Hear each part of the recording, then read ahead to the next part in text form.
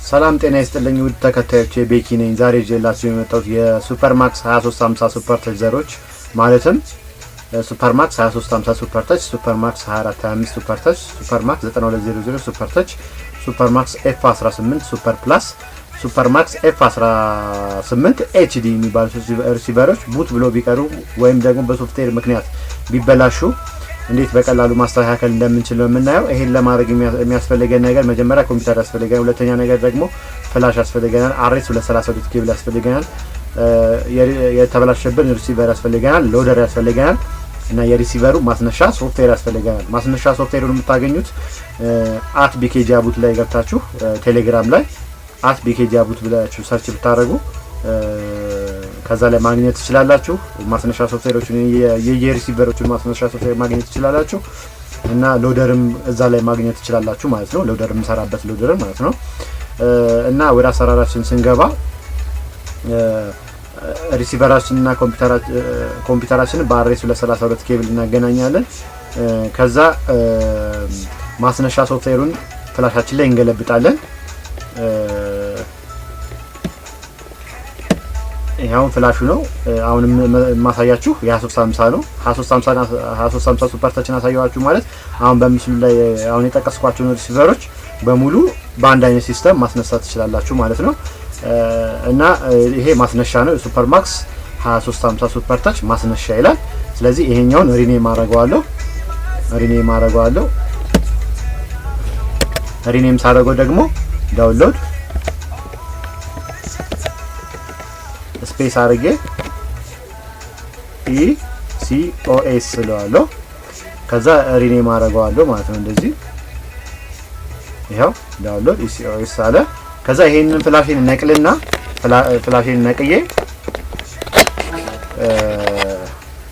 እንትን ላይ ሰካዋለሁ ማለት ነው። ሪሲቨሩ ላይ የተበላሸው ሪሲቨር ላይ ሰካዋለሁ። ከዛ ከሰካውት በኋላ ሎደር ከፍታለሁ። የምሰራበት ሎደሩንም BEKY አቡት ላይ ማግኘት ትችላላችሁ። ከዛ ሴቲንግ ላይ ቺፕ ታይፕ የሚለውን አዘር አደርገዋለሁ። ከዛ ቡት ፋይል የሚለውንም GX3211 DDR2 አደርገዋለሁ።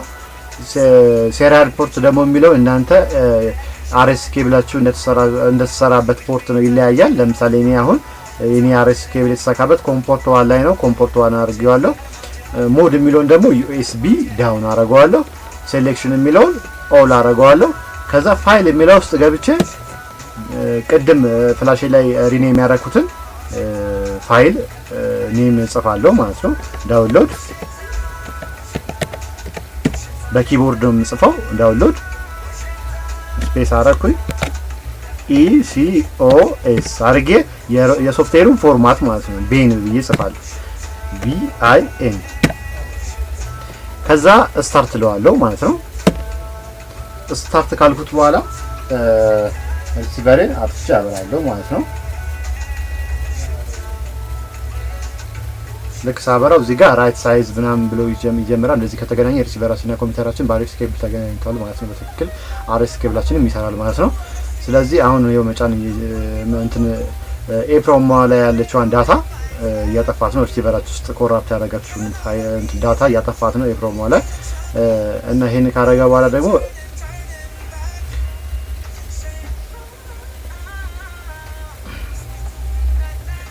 ራይት ያደርጋል፣ ይጽፍልናል ማለትም ከፍላሻችን ላይ የጻፍነውን ያስገባነውን ሶፍትዌር ማስነሻ ሶፍትዌር ኤፕሮም ላይ ይጭናታል ማለት ነው። ከዛ ካጫነ በኋላ ኮምፕሊት ብሎ ይጽፋል። ከዛ በዚህ አይነት መንገድ ሪሲቨራችን በቀላሉ መንገድ እናስተካክላለን። ቤኪ ነበርኩ። አዳዲስ ነገሮችን በቅርቡ ጠብቁ። አዲስ ነገር አለ ማለትም ከዚህ በፊት እየተነቀለ ብቻ የሚጫነው የአይቦክስ 3030S ወይም ደግሞ የድሮ አይቦክስ 3030 የመጀመሪያው ባለ አንድ ፍላሹ እንዴት ቡት ብሎ ቢቀርብ እንዴት ማስነሳት እንደምንችል አሳያችኋለሁ።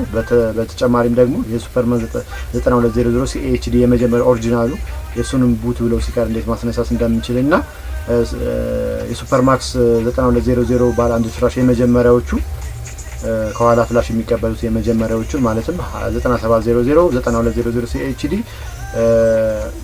9300 CHD 2425 ፓወር ፕላስ የሚባሉትን ሪሲቨር ቡት ብሎ ቢቀሩ እንዴት በቀላሉ ማስተካከል እንደምንችልና ወደ አይቦክስነት መለወጥ እንደምንችል እነዚህን ሪሲቨሮች ወደ አይቦክስነት መለወጥ እንችላለን። ይሄን መለወጥ የምንችለው የነበረው ከዚህ በፊት በእንትን ነበር በኤፕሮም ሪደር እና ራይተር ነው። በዚህ ፕሮግራመር በምትባለው በሷ ብቻ ነበር መለወጥ የሚቻለው። አሁን ግን በእንትን ብቻ በሎደር ብቻ መቀየር እንችላለን እና እስከላይ ድረስ ያልነገርኳችሁ ምንድነው ሪሞቱን መቀየር ስለነበረብኝ ነው በራሱ ሪሞት እንዲሰራ ያደረኩት። ከዚህ በፊት ግን በአይቦክስ ሪሞት ብቻ ነው የሚሰራው እና በቅርቡ አሳያችኋለሁ። ግን ዋናው ነገር ግን እንዳሳያችሁ ሞራል እንዲሆነኝ ዩቲዩብ ቻናሌን ላይክ ማድረግ አለባችሁ፣ መከታተል አለባችሁ። ላይክ እና ሰብስክራይብ ማድረግ አለባችሁ። ይሄን ስታደርጉልኝ ብቻ እኔም እንጠቃቀማለን ማለት ነው። ስለተከታተላችሁኝ አመሰግናለሁ። ቤኪ ነኝ። ቻው ቻው ቻው ቻው ቻው።